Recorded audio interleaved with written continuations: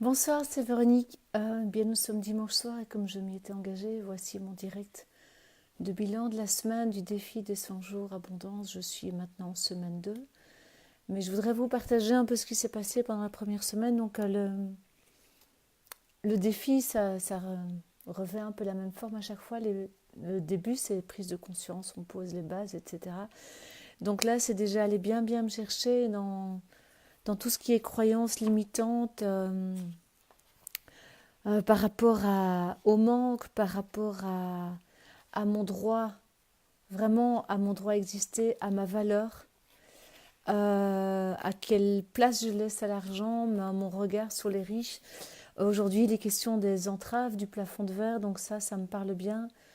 En cette époque où bien je remets pas mal de choses en question, où je suis confrontée à quelques difficultés professionnelles par rapport par rapport à mon salaire, par rapport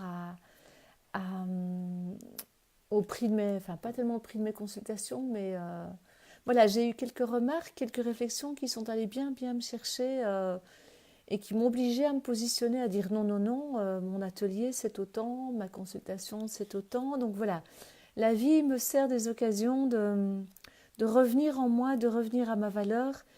J'ai eu la chance de rencontrer et de prendre rendez-vous avec quelqu'un que je connaissais déjà, mais voilà, qui a un regard très, comment est-ce que je vais dire, très clair sur l'argent, sur la valeur avec qui j'ai l'intention de vraiment mettre toute ma vie à plat, tous mes projets à plat parce que, bien voilà, pour le dire vulgairement, j'en ai marre de gagner des ronds de carottes. Je pense que j'ai une valeur bien plus élevée que voilà, que celle qui se manifeste dans ma vie à l'heure actuelle financièrement parlant. Donc je souhaite avec elle aller faire le bilan. Vraiment faire le bilan. Et en même temps, je me sentais très très fatiguée ces derniers temps, vraiment pas d'énergie. L'idée de faire des vidéos, l'idée de voilà d'envoyer le moindre mail, ça m'épuisait.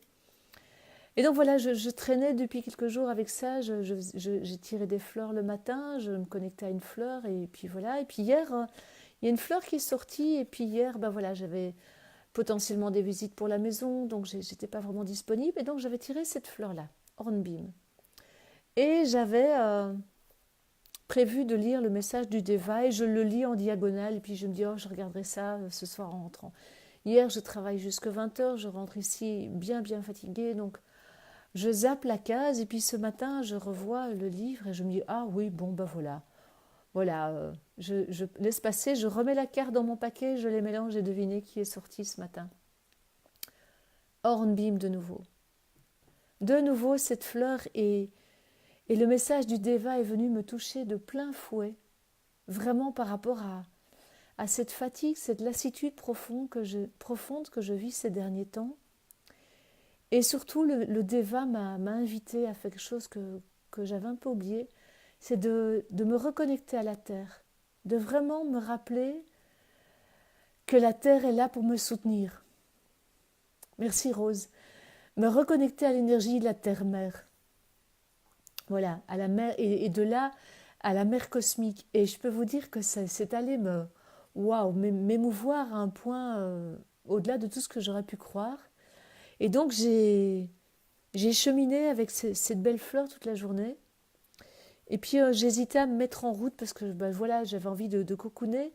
Et j'avais promis à une amie d'aller la voir à un salon bien-être. Et là, bien voilà, j'ai j'ai vécu des choses extraordinaires. Déjà, j'ai reçu un massage de la part de cette personne qui va s'inscrire à une formation que je vais bientôt donner. Mais aussi, à côté d'elle, se trouvait un jeune homme qui faisait des démonstrations de shiatsu. Et voilà, j'ai reçu juste, c'était énorme, énorme ce que j'ai reçu pendant ces deux micro-sessions. Et je me suis dit, ben voilà, voilà, c'est ça aussi l'abondance, c'est me rendre disponible à ces cadeaux que la vie me fait. Alors bien sûr, j'ai mes limitations, j'ai mes plafonds de verre, j'ai mes croyances, et ça, je vais aller les visiter, je vais aller les travailler, dégager ce qui est à dégager, accueillir, mettre de la lumière, remercier, demander pardon. Enfin, je vais faire tous ces rituels dont j'ai fort l'habitude, mais surtout, surtout, surtout, m'autoriser à recevoir. Vraiment m'autoriser à recevoir, et bien voilà, j'ai eu un massage pour vraiment pas cher. Le shiatsu, c'était prix libre, j'ai donné ce qui me semblait juste. Mais c'est vraiment m'autoriser à recevoir. C'est ce que j'ai envie de vous dire, c'est que parfois, on se dit, oui, je gagne pas bien ma vie, je ceci, je cela, mais est-ce qu'on s'autorise à mieux gagner notre vie ou à recevoir des choses immatérielles et qui nous font tellement de bien, ou des choses qui ont tellement plus de valeur financièrement, mais que la personne vous propose pour 5-10 € parce que c'est un salon et qui vous font un tel bien. Voilà, c'est vraiment mon constat d'aujourd'hui, après cette semaine compliquée où j'ai eu des factures, où j'ai eu quelques coups durs, ce que j'appellerais même des coups bas, mais voilà, j'ai pas envie de donner de l'énergie à ça.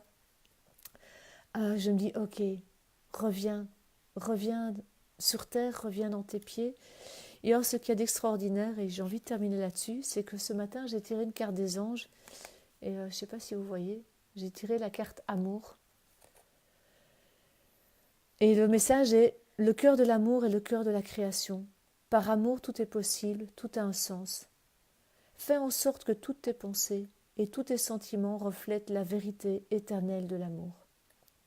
Et donc, après ce tirage, ce matin, j'ai choisi d'envoyer de l'amour et de la douceur aux personnes qui m'ont fait du mal cette semaine.